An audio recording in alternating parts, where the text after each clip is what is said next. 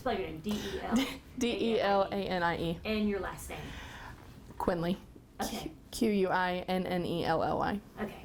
I didn't know if you wanted me to put Richardson. You can. It's my married name. It's my married name. Quinley's my maiden. Richardson's my married. Okay. I haven't legally changed it.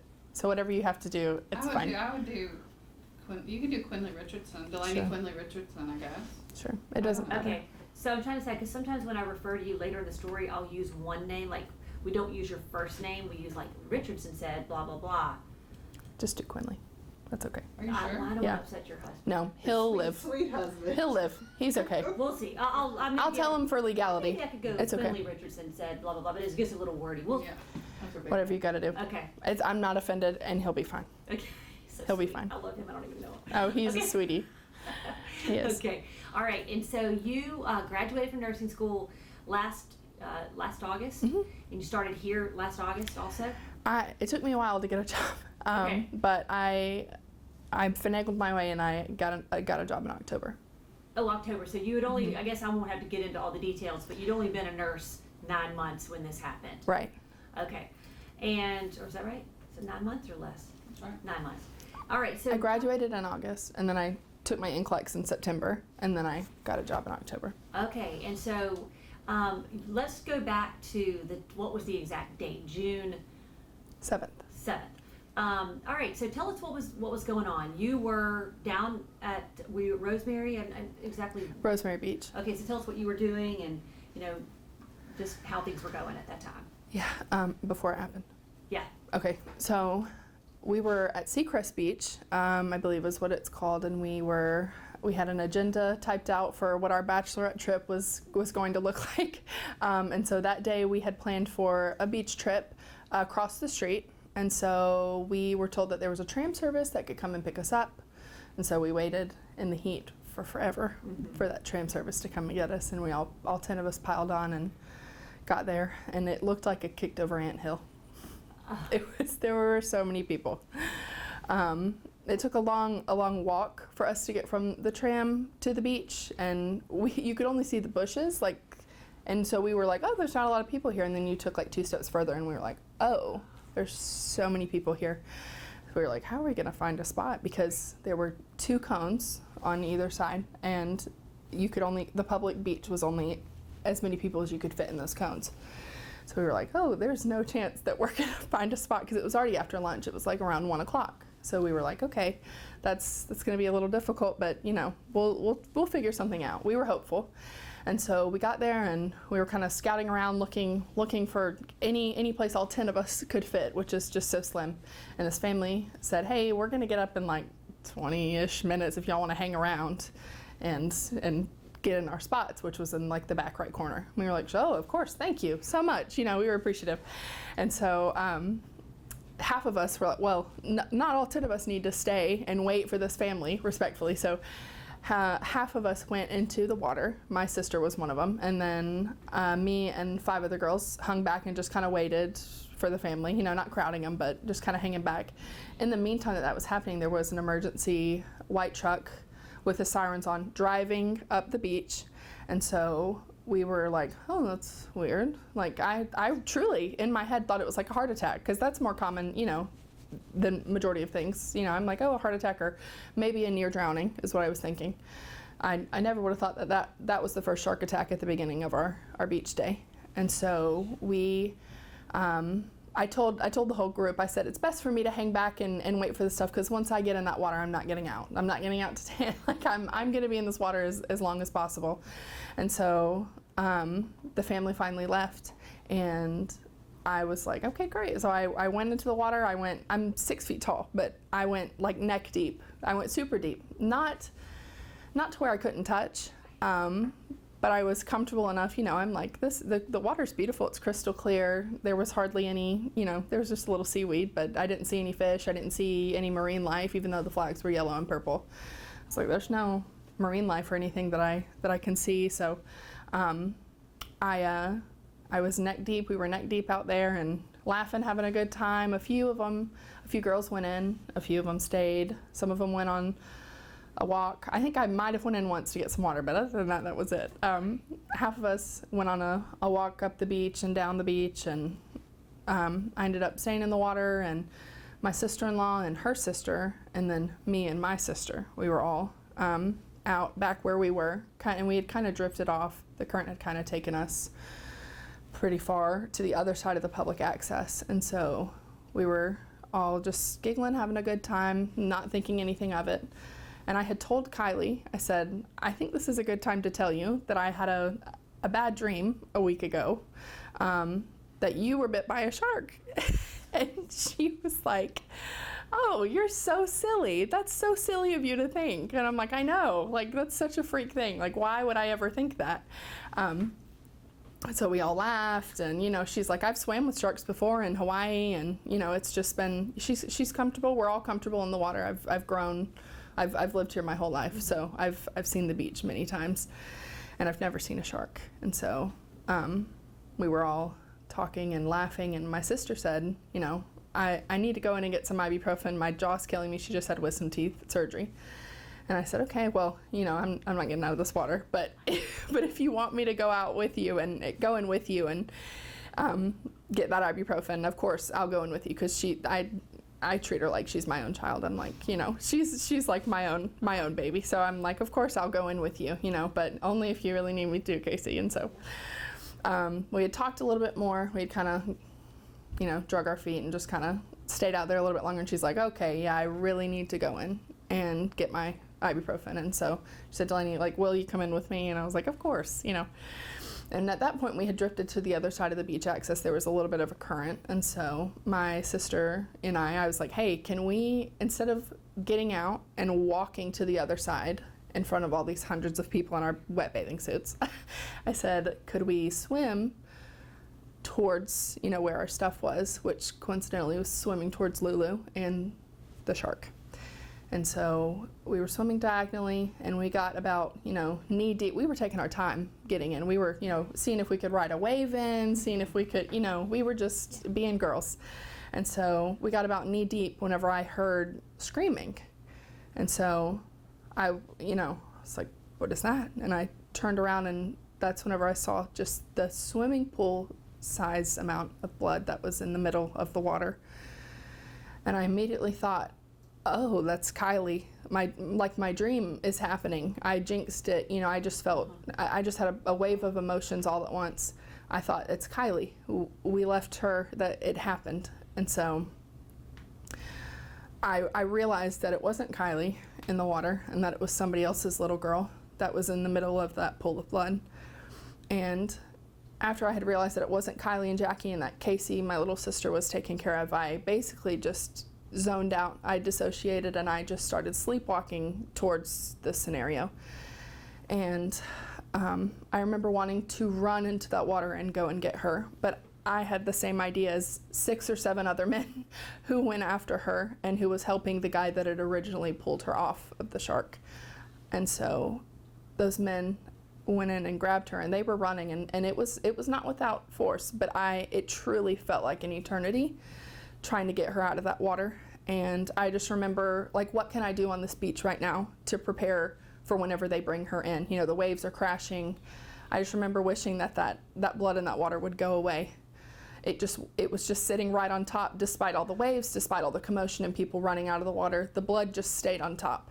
And so I was thinking, like, okay, I got to stop looking at that. I got to focus on right here, right now. I got to focus on what can I do to get this scene, you know, prepared for her. And so I had yelled at everyone, I need towels, I need blankets, I need anything, you know, that I could possibly tie around her. And I had looked out again, and I had saw she was laying on her stomach.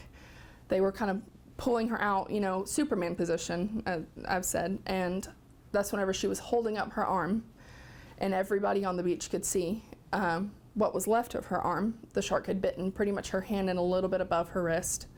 And so, but because I'm a nurse, I knew that the amount of blood in the water did not match just her hand. And so I remember praying, like, please let it be something that she can live with, something that, you know, she can survive, that she can make it through this. And so meanwhile, I'm trying to find tourniquet. I'm trying to find anything that I possibly can. And this guy's fumbling at his shorts, and I pull the drawstring as fast as I can off of his shorts. The public was giving us everything: beach towels, shirts off their back, blankets, everything. Somebody gave us an umbrella pole. And I was like, I don't know what we can do with this, but you know, it was just the way that the public reacted with such vigor to help save her. Even though they medically, you know, weren't comfortable and didn't know what to do, but they were still trying to do everything that they possibly could. And so it really was a group effort.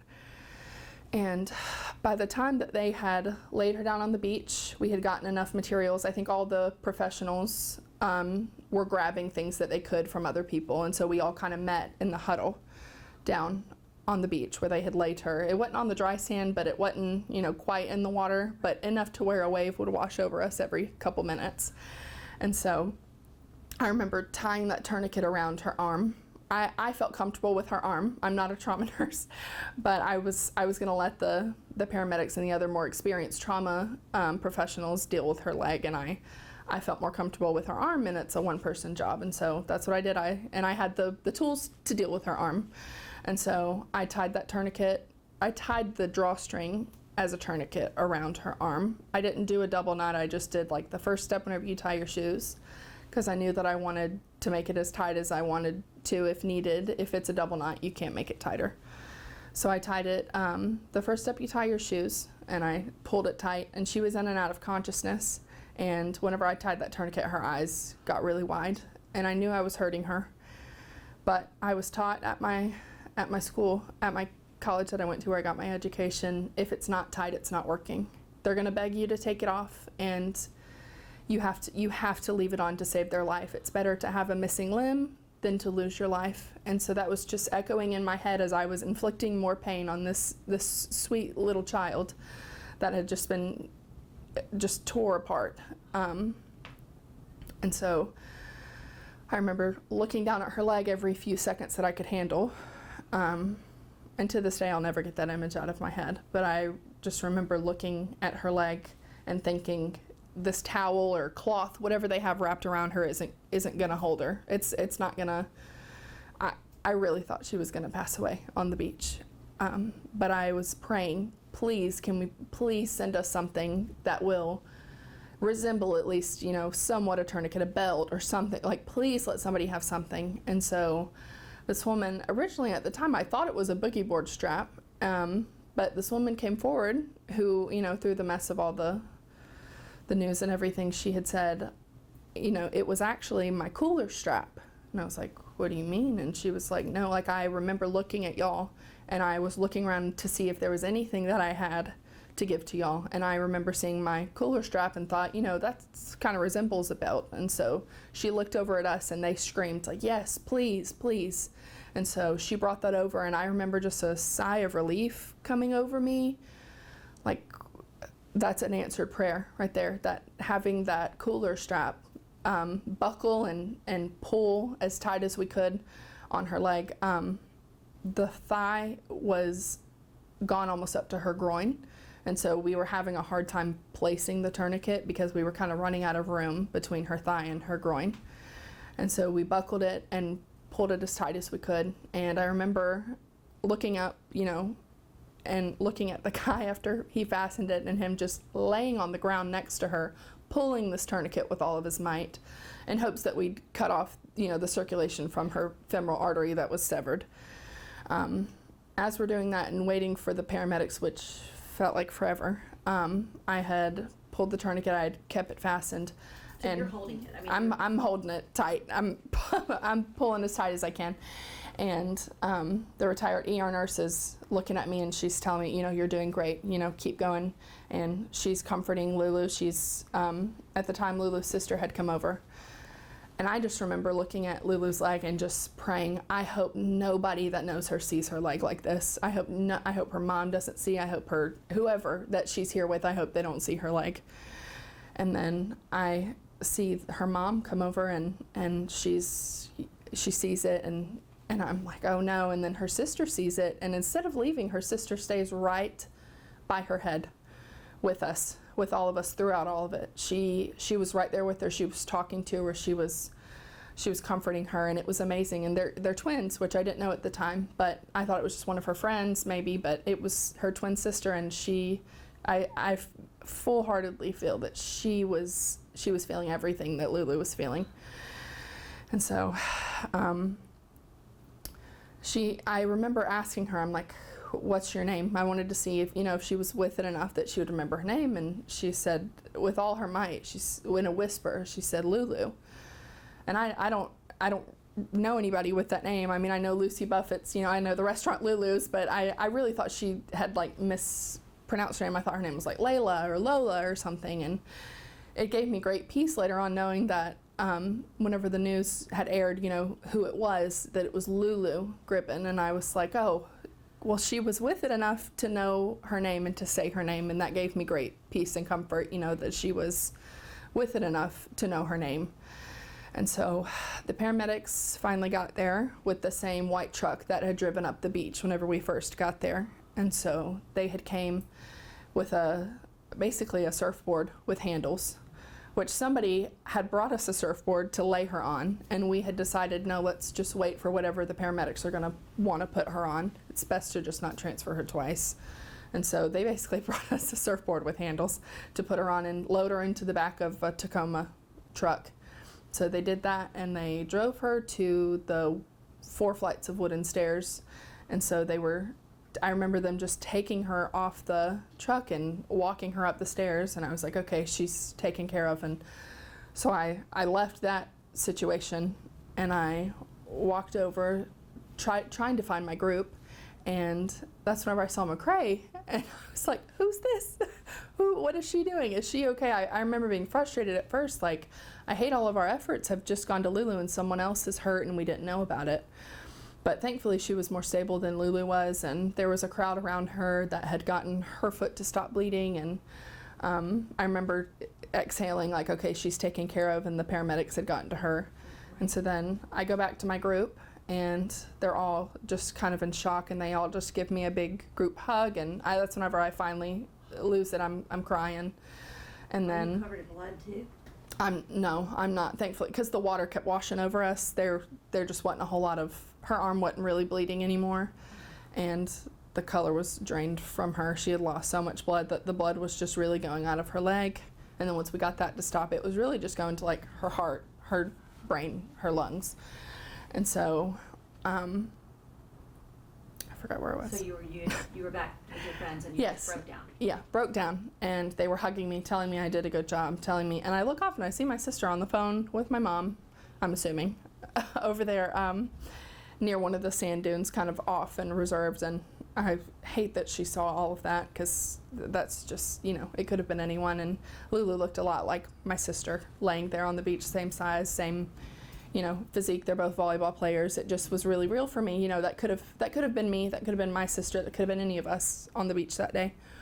And so I was being held by our group, and all of a sudden I see the ER nurse, and I left my group, and I walked over to her, and we just embraced, and I really lost it then when she was holding me, and she was like a mother or grandmother to me in that moment, and she was like, you did great. We did all that we could. It's up to the Lord now. We did everything that we could. She's in good hands. And she had blood on her face, and I had tried to return the favor of consoling her and her helping me. I tried to help her and wipe the blood off of her face, but it just wouldn't, it was dried, it wouldn't come off. So kind of rewinding a little bit, I mean, you talked about the sleepwalking feeling of just like, so you didn't even hesitate. I mean, that was like, you're a nurse. This is what you do. You go toward a bad situation. Kind of talk us through that again, how there was no question about what you were going to do. Yeah, there's been lots of situations where I've just been the only, medical professional around, and it's just second nature for me to go and to help people. I always want to help people. I always want to be helpful and treat people how I would want to be treated. And so just sleepwalking, it just was second nature to me, just walking towards her and doing everything that I can, because that's how I would want somebody to treat me. If that was my sister on the beach, I'd want somebody to do that. I'd want anybody who's a medical professional, whether you're a mother baby nurse or whether you're a trauma nurse, whether you're a retired ER nurse, whether you're whatever specialty, walk, background, whatever, if you can help, I'd want someone to do the same for me. So you had never been in any kind of trauma situation like that?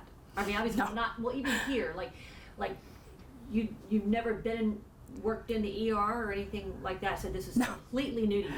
It is. Well, thankfully with school we get different clinical experiences, and so we get ICU experiences. I think in school I got 1 day in the ER, and that was at South Baldwin, and it's just not a very booming hospital, so it was very, very chill. And I remember us having a mass casualty event that my school, Coastal, that they hold every year, and it kind of simulates, what it's like to just be in mass chaos.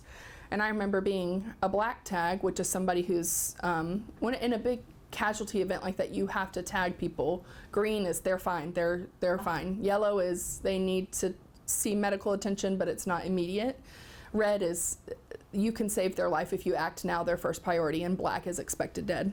And so I was marked as an expected dead person for that mass casualty event, and I got to see, how they treated the people that were in red. And Lulu was definitely a red tag that day, and I was trying to keep her from being a black tag, just from how all the blood that I saw and her injuries. I truly thought that she was going to die on the beach that day.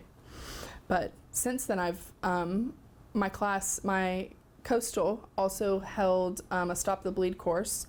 My instructors at the time, during my 4th semester, my critical care semester, held a Stop the Bleed course, and they had one of their sons come up and teach it. And basically they said, bring a roll of toilet paper to class. And we were all like, what's that about? And they were teaching us how to pack a wound. So you have the whole of the toilet paper, and you're shoving the tail of the toilet paper into the hole as fast as you can. We were all laughing, giggling, not thinking it would ever happen to any of us. They had some medical grade tourniquets that we practiced tying on each other. You Velcro it, and then you twist the, it's like a stick kind of, you twist it around, and you lock it into place, and you sign what time you put it on, because it's, you gotta get the blood back flowing as fast as you can, but it's just kind of a matter of time of when you put the tourniquet on and when you take it off. So of course I didn't have anything to tell anybody when I tied the tourniquet, but it wasn't a medical grade one. So I guess what I'm getting at is like this was a completely new experience for you. Yes, completely new. My mother baby job is a very stable, predictable, it's not easy because no nursing job is easy, but it's very steady. There's hardly where there's any kind of codes or alerts, or we have parameters in place that keep our floor a fairly healthy floor. If they have any kind of morbidity alert, they get sent to a higher acuity floor. Same goes with babies. If we think something funny's going on with the baby, we'll send them to the NICU. It's a healthy mother-baby floor. So no, I don't get any experience with codes hardly, or trauma, that is, at all. Wow. I know that because I think I'm going to do a stand-up up here somewhere. Oh, sorry. Okay. Do you want to get some water? No, I'm okay. I feel a little stiff. Okay. Okay, so I said I'll take that. So I said so this was a totally, and you can kind of abbreviate what you're saying, but this was a totally new experience for you. Yeah. So this is something that I'm not very surrounded by. Our floor is a very healthy floor full of healthy moms and healthy babies, and there's rarely any situation where there's codes or emergencies, rapid responses. It's very rare. And if there is one, then everybody knows about it because it's just so uncommon, because we have certain parameters in place that keep moms that need higher acuity of care, if they need it, they get sent to women's complex or high risk OB. And if the babies need higher care, they get sent to the NICU. So for the most part, our floor is a very stable, predictable, healthy floor. So yeah, trauma. I mean, trauma is not part of what I do at all. No, I'm comfortable with blood, thankfully, being on a postpartum unit, but trauma, no. Okay, so and then it's kind of skipping ahead then. I know you probably followed very closely to see how she was doing. And you probably worried so much about her, not knowing for. Yeah, I was worried. I knew that her leg was going to get amputated, and we were continuing on our bachelorette trip. And I had tried to be my best self and not let it get me down. But I knew that her leg was going to get amputated, and everybody else was like, "No, the rest of her leg is fine. Like her knee down is perfectly fine." And I said, "That doesn't matter. Infection." And I just knew it deep down. And so they had. The news had released that her leg had gotten amputated, and even though I knew that it was going to happen, it hit me hard that it had actually happened, and that she lost her leg, because it's one thing to lose your arm, it's another thing to lose your leg as well. And so I just kind of sulked that day, and from then on I had followed her story very closely. I couldn't reach out that day. I was just kind of taking some time to myself, but my mom had reached out and had actually gotten in contact with her mom and gave Lulu's mom my number. And so I had waited a couple weeks. I had sent her a Facebook message on our way back from the bachelorette trip, because I knew that Lulu was at Sacred Heart, and that was on our way home from the hospital. And I had messaged her like, "Hey, I was one of the ones on the beach, and I was wondering if there was any way that I could come and see her." And unfortunately she didn't see my message, but that's because I'm sure everybody's blowing up her phone by then. And so I'd kind of waited a little bit. There had been quite a bit of silence, just, and I had been healing in my own way.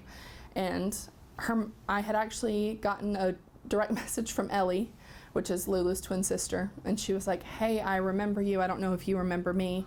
I'm Lulu's twin sister." And that was just like, wow, I wasn't expecting her to reach out to me.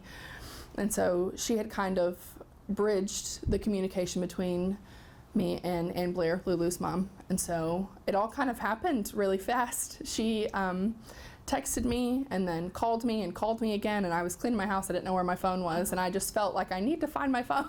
And once I did, I had seen that this unknown number had reached out to me, and I immediately, without thinking, I called her back, and I hear just this sweet voice like, "Hey, it's Ann Blair Gribben, it's Lulu's mom." And then all of a sudden I hear this sweet little puny, "Hey." It was so sweet. And I was like, oh my gosh, like, "Hey, sweet girl, it's, I'm one of the ones that was there on the beach with you that day." And her mom had asked me to share my perspective of it with her to kind of bridge the puzzle pieces together for her. And so I shared my perspective of the story with her, and she shared her perspective with me, which, despite all the news and the press and everything and what everybody was saying, there were still things that I, didn't know that had happened, and what she had remembered, and if she'd remembered me. And one of the things that she remembered was, she asked me on the phone, she said, "Were you one of the ones that was pressing on my neck really hard where I couldn't breathe?" And I was like, "Oh, I was checking your pulse." Oh. I was trying to check your pulse. And so she's like, "I'm sorry for pushing your arms off of me, your hands off of me." And I was like, "That's okay." We kind of laughed about it. So then skip ahead to, you wanted to see her. So kind of how that happened. Yes. So at the time she had been transferred from Sacred Heart to North Carolina. And so I had known that, and thankfully and coincidentally, my brother and my sister-in-law, whose bachelorette trip was, they live in Charlotte. And so I was, looking with my current work schedule, trying to see, I'm thinking, I've got to see her. I've got to see her as fast as I can. And so I remember texting Ann Blair, is it okay if I come see her? Is that okay? And she's, absolutely, absolutely. And so I thought about driving. I thought, I'm not like train, plane, like how can I get to her? I've got to get to her. I've got to see her. And so my future sister-in-law had helped me find a flight, and it just worked out perfectly with my work schedule that I could go and see her and stay with my brother and my future sister-in-law. So what was that like? What was the visit like? I remember being so excited to see her, and then once we got, on her floor walking towards her door, I just got so nervous. Just like, this is huge. This is about to be just so monumental for me, huge for me, for my healing process, and just I didn't know what to expect either, and how it was going to be in that room. But I remember knocking on her door and coming in, and her mom just being so welcoming and so kind, and here we've got you Chick-fil-A, and we've got these chairs for you to sit right at her bedside, close up to her, and be able to talk to her. And we ran through our stories again. We talked about some aftermath, her healing, and the different like state-of-the-art things that facility has to offer her, because I believe it's a double amputee specialty hospital that she's at, and they are living up to their name, because she's got great care and therapies and all kinds of people coming to see her and getting her to be her best self. She had talked to me about how phantom pain was one of her main issues, and so they have a virtual reality where they can help her visualize her foot, so it like mirrors the leg that she has and that she doesn't have. It mirrors the leg that she has where her other leg was, and same with her hand. It mirrors her hand and then where her other hand was, so she can use the muscles, like visualizing it, and use the muscles and still have that muscle memory. And her mom had told me that they had done studies, and if you don't use that part of where your hand was, if you don't use those muscles, you lose it in your brain, which I had no idea. And they said that there were amputees that had been amputees for a long time, and they used this virtual reality set, and they had actually gotten those parts of their brain back and had been able to decrease their phantom pain significantly just by using the virtual reality, which I thought was so cool. And I was so glad that she was at that hospital and at that facility. I'm like, this is so far away from where they live, but it's just the best thing for her. It is just state of the art. And I remember before we left, I'd been kind of hesitant to touch her, and I just remember being like, can I please hug you before we leave? And I'd hugged her, and that's whenever I lost it. That's whenever I started crying. Just feeling like the warmth of her body, and being able to feel her, up against me, and being able to hug her, and her wrapping her arm around me, and just feeling that she's healthy and she's alive and she's made it. And that's one of the things that she had said when she got extubated was, I made it. And that's just been one of the things that's kept me going. So Sorry. No, I'm over here crying. I know. Oh my God. I'm trying to tell it without crying, and No, you I can't. help it. It's so, so what about, Thanks. so Sorry. a little bit of, just the relief that she made it, but you played such a part in that. I'm sorry. What a gift that God has given you, really. To be able to help somebody like that. What is your perspective on, I know you want to downplay what you did, but it was huge. You had everything ready, the drawstring, so what was it like to be a part of that life-saving gift? It's a lot of people have called me a hero, and that's been kind of a hard pill for me to swallow, because as a nurse, I just do what's needed. I just do what I have to do, and people have called me a hero, and it just doesn't feel real. It doesn't feel, I just feel like I'm a disciple of Christ. I'm somebody who has worked, has been the hands of the Lord, and has just been a role in her life where she and I can be connected forever, and that knowing that I played a role in saving her life, whether it be big or small, her leg or her arm. We were all a team that day, and it worked. It was like a fine-oiled machine. We were very efficient, and it was amazing just seeing us from all different walks of life coming together and helping her. And seeing her, I think it played a really pivotal role for me in my recovery, seeing her and seeing that what I did on that beach led us to where she is today. And I don't want to, I never want to take credit or it's kind of hard being in the spotlight with this, just because it was a team effort, and I feel like as my job, nurses aren't really, sung heroes, and there's not really, a spotlight on nurses, and I just feel like being able to be one of the people that were there to help her that day, it's just made me feel so whole inside, and that the fruits of my labor, as a nurse behind the scenes, just working my night shifts while everybody else is sleeping, it's just been so great to be able to know that I've helped her live, and that I can help her live her life. Though it's different, it's going to be different, but she's different, and she's amazing, and she's going to live such a great life, and it is going to be different from everyone else, but she's going to make it her own way, and she's going to do great things. And so her spirit was good. I mean, It was. what was she like? Oh, they were making jokes in there. We gotten into some traffic before we got up to the hospital room, and we were like, we're so sorry we're late, and her mom was like, no worries, we're not going anywhere. And one of the nurses came in and said, like, how are you doing, asking Lulu, and Ellie said, we're good, just answering for the both of them. And Lulu had made jokes, and it was just really lighthearted, and I was so grateful, for it to just be the energy that was there that day. It was there were obvious, reasons why it could be heavy, but they were just so kind and just so grateful, and it was just so great to be in there, and it really did me a lot of good, truthfully. So would you consider any kind of career change as far as nursing? I mean, are you saying, okay, I can do ER, I can do trauma, or are you happy? Do you think you'll ever, because now you can do it. You've got the temperament for it.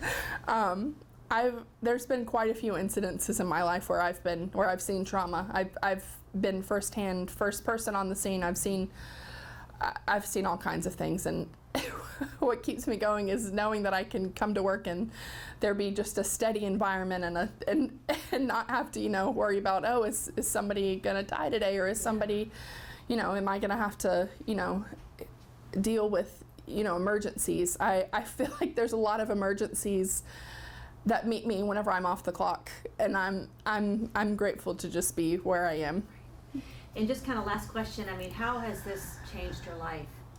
Oh. I know it has. You're not the same. Oh, no, I will never be the same. I will never be neck deep in the water again. I will never be, I haven't stepped foot in the water since, and I don't think I will. It'll probably take me a long time to even be comfortable sitting at the beach. And my family, we've stayed at the beach for this past month, and they're like, we're gonna go to the beach, and I'm like, I'm gonna hang back. I'm just not quite ready for it, but I know through time I will be, and I will be forever changed, just knowing, what's in the water. There's always sharks in the water, of course, but I've never, in the 23 years that I've lived here, I've never experienced something quite like that, and I will forever be changed, and I will forever carry a tourniquet with me at the beach, and I will, forever be prepared for anything that happens, and I'll be sure to tell her story and to let people know, you can play a role in helping save someone. You can carry a tourniquet too. You can take these classes. It's not just for nurses and medical professionals. You can take a Stop the Bleed course. You can be CPR certified. You can do it. Anybody can do it. It's just the matter of answering the call and being willing to help in any capacity that you can, whether you're a professional or not. Right. Any other ways it's changed you as far as just your perspective? It's taught me that life is short and that it could be anybody. It could have been me that day. It could have been my sister. It could have been my sister-in-law, like in my dream. It could have been anybody, but for some reason it was Lulu. And I will be forever connected to her and her family. I'll forever, comment on her and her sister's pictures. I'll forever, anytime I go on the beach, I will forever think of that situation and that incident that day. Wow, that was wonderful. Oh my God. Oh, I feel all over the place. Are you kidding? So anything else, Arnell, that I did not ask? You have answered this question before, but I don't know. You say you're 23, Mm-hmm. fresh out of college, Yes. doing this job. Do you think that event is confirmation that you're doing what you're supposed to be doing? Mm-hmm. Like as a nurse. Yeah, and you can look at me when you answer Yeah. It's just proven to me that my line of work and being a nurse, despite your specialty, just that it's confirmed to me that I do have the heart to do this. I am answering a calling to be a nurse. I am doing what I'm supposed to be doing, and it was very confirming for me as a person. You always wonder, is this, am I doing what I'm supposed to be doing? Is this the path that I need to be on? Is this where I need to be in this moment? And it really confirmed to me that, yes, this is where I need to be. This is what I need to be doing, whether it's mother, baby, or trauma, or whatever it is, that I am called to be a nurse. I am meant to be a nurse, and I will forever be a nurse as long as I live.